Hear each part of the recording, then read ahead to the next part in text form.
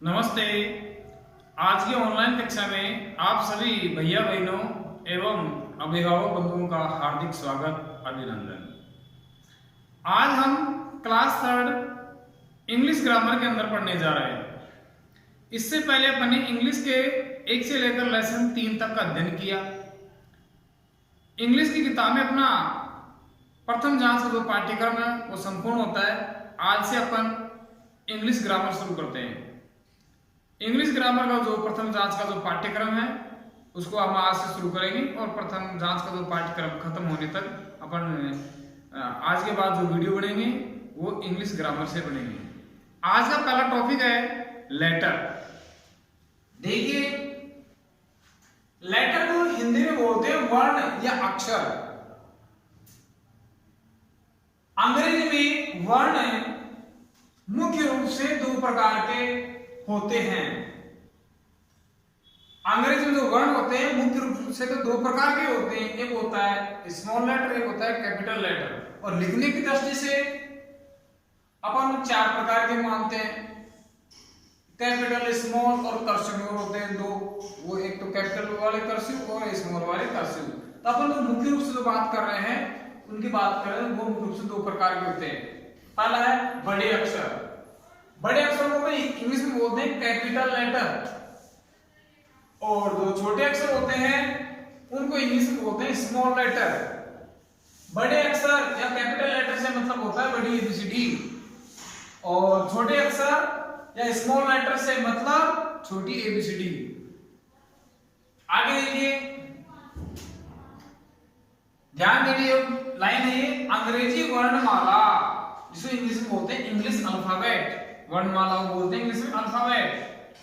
में कुल 26 अक्षर होते हैं, 26 अक्षर होते हैं। कहने का मतलब अंग्रेजी वर्णमाला में कुल 26 लेटर होते हैं। लेटर मतलब अक्षर होते हैं।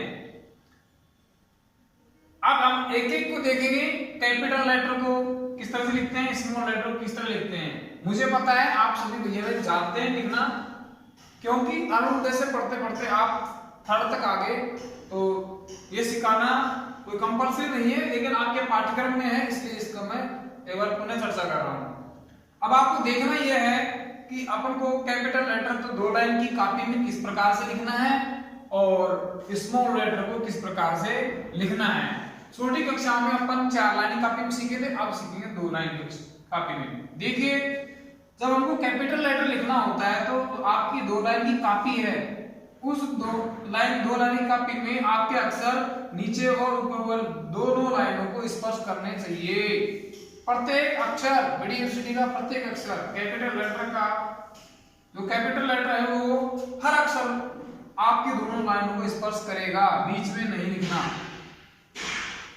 जैसे देखो, A B C D E F G H I J K L M N O P Q R S T U V W X Y Z। कहने का मतलब यह है कि आपको जब आप कैपिटल लेटर लिखो तो दोनों लाइन को स्पर्श करते होने चाहिए, और जिस प्रकार से मैंने लिखे हैं वैसी बनाओ आपको बनानी है, इसी प्रकार से आपको सीखना है। आगे देखिए, स्मॉल लेटर। स्मॉल लेटर मतलब छोटे अक्षर। अब समस्या होती है छोटे अक्षरों को लिखने में। चलो, कैपिटल लेटर का बनने समझ गए कि ये दोनों लाइन को स्पर्श करना चाहिए, लेकिन स्मॉल लेटर में हमको दिक्कत आती है कि कौन सा अक्षर कैसे लिखा जाता है, उसको हम ध्यान से समझेंगे।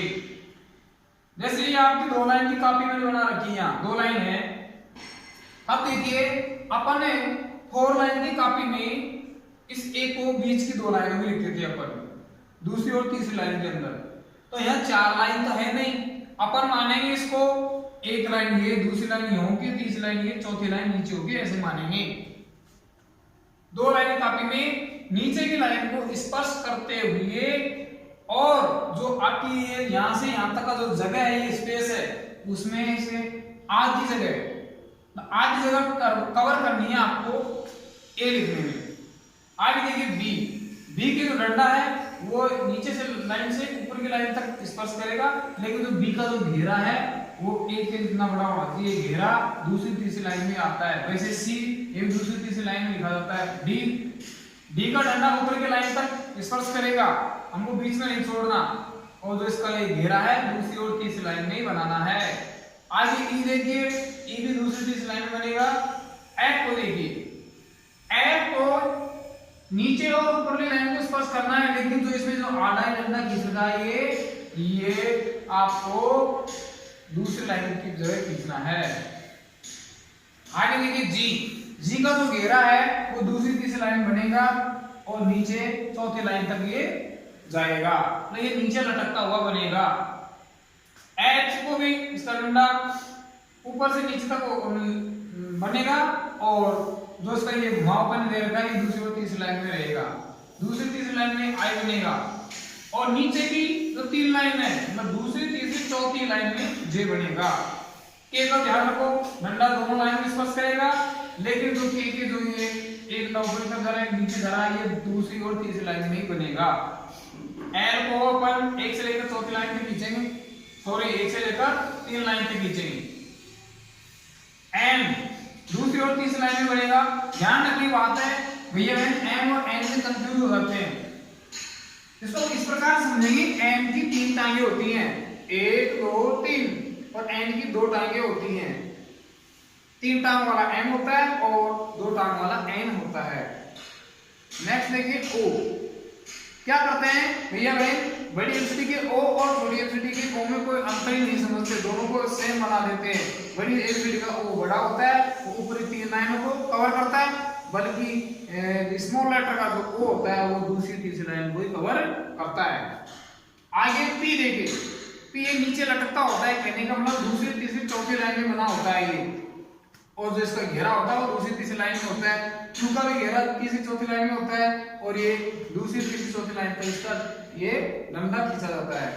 आर अपन इस प्रकार से बनाएंगे, एस होता है, एस बन जाएगा ऐसे, टी ऊपर की तीन लाइन में, लेकिन ये जो आधा डंडा है वो दूसरी लाइन से खींचेगा।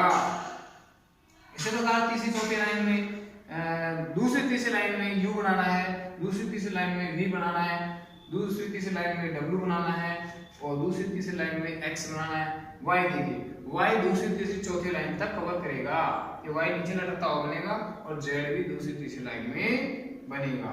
इस प्रकार से अपन इसकी बनावट को ध्यान रखेंगे। आज का होमवर्क है अंग्रेजी की फेयर कॉपी में सुलेख में लिखना और याद करना। आपको अंग्रेजी ग्रामर के लिए कोई अलग कॉपी बनाने की जरूरत नहीं है, जो आपकी इंग्लिश की कॉपी उसी में जहां से आपका लेसन 3 तक का काम खत्म हो गया वहां अलग नए पेज में आप ऊपर हेडिंग डाल दोगे इंग्लिश ग्रामर, मोटे मोटे अक्षरों में डाल दोगे। उसके बाद में आज का टॉपिक डाल दोगे लेटर और उसके नीचे से आप उसको करना है। अब अपन प्रथम जांच का पूरा इसका पाठ्यक्रम उसको पढ़ाएंगे, उसके बाद भी लेसन 4 शुरू करेंगे, इसलिए आपको अलग कॉपी बनाने की जरूरत नहीं है। धन्यवाद।